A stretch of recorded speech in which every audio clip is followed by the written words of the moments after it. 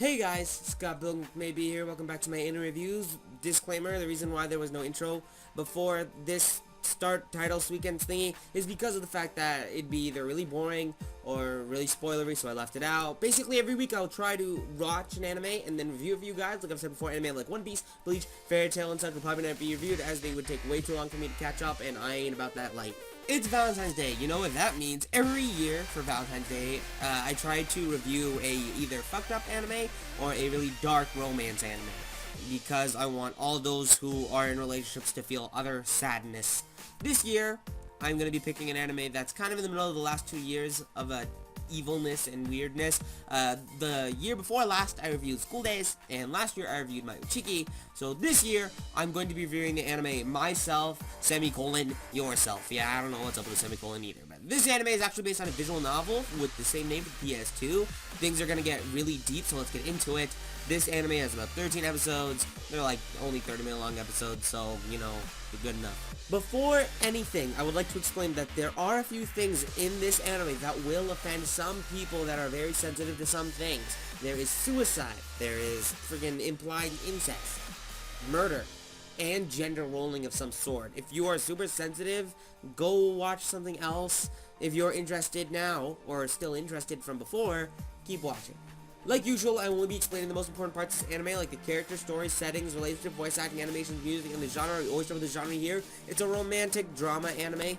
There's a little bit of tragedy in there, so watch out for that. Now for the setting, it's a fake town in Japan that borders the Pacific Ocean. Nothing more to say, really. Now for the characters, there are 6 characters this show revolves around, so we'll mainly be talking about them. First is Sana Hiraka. He is a kind, normal guy who's in high school at this point, who is very late on the intake and is usually oblivious to things happening in the background. Some stuff has happened in his past that he's just trying to move forward from. Second is Nanaka Yatsushiro. She was a kind and gentle and overall nice girl, but something happened when she was younger that led to her becoming quiet and serious most of the time, as well as being just blatantly ignoring people. Basically, she locked her heart away.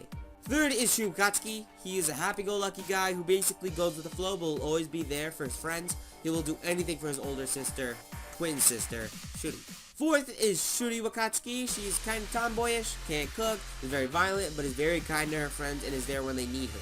She will do anything for her younger twin brother, Shusuke.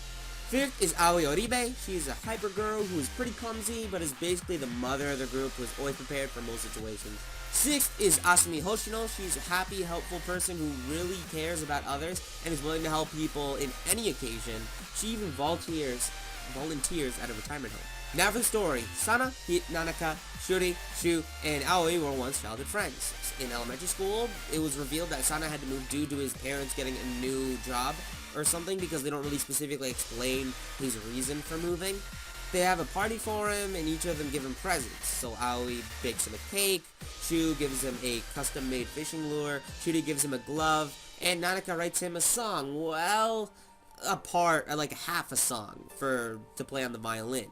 And she plays it for him and then promises that she'll play the full version when he comes back to town eventually. 5 years later, Sana returns to his hometown because of complications that we will not talk about and meets up with his old friends. Many things haven't changed, but what has changed is Nanaka. Before, she was happy and kind.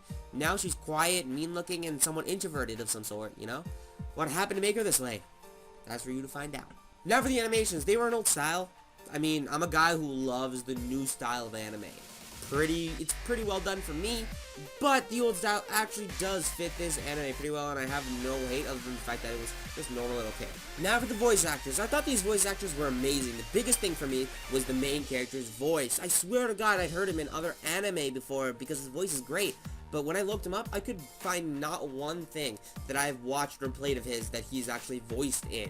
It was pretty unexpected for me, and I'm probably going to watch a few anime that he's in, because he was great. Now for the music. The opening is surprisingly nice for an anime like this one, but the ending wasn't all that. The background music I wasn't too focused on, for the fact that I was too focused on the story, but dare I say, it does fit the scenes. Now, as the rating part of these reviews, as a rating, I'll split up into 5 different categories: the voice acting, animation, story, characters, and overall enjoyability. And we always start with voice acting here, 20 out of 20. The voice actors perfectly fit the personalities of these characters to a T. No complaints. Animations, 15 out of 20. Normal. Just normal. Not bad, but not amazing. They fit the story, they weren't amazing. Just okay. Story 1890-20. Who would have thought I would find an anime like this one for this year's Valentine's review? I was stuck for so long trying to find an anime to review. Then I watched this, and I realized it was a perfect match. The story is so compelling. It may be generic to start a show, like the way to start a show, but the context and ideas put into the story that change the story and how it flows makes it amazing. I was expecting a happy-go-lucky romance anime when I first saw it, and what I got was a darkness that just kept getting darker until one light in this anime brightened the whole scenery. And the reason why the score is a little bit low is for the fact that it's because of that one light, not because of change, but just the one light. Characters, 20 out of 20. Relatable. Amazingly relatable. A tragedy that is hard to overcome. Family bonds. Dark past that everyone has. Unusual quirks some people have. People being two-faced to meet society's needs. All these things these characters do are amazing and relatable. And surprisingly, the most relatable people in this anime are both Sana and Asami, both for different dark reasons. Enjoyability, 10 out of 20. I put a lot of how much I like an anime in the ending, so sometimes the ending can affect me more than the journey itself. So, sure, the journey for this anime was great, but the ending itself was annoying and lackluster. It somewhat pissed me off. It felt rushed, and I felt robbed of the closure I wanted. Overall score, 83 out of 100, 83%. This anime was so fucked, but it was executed magnificently.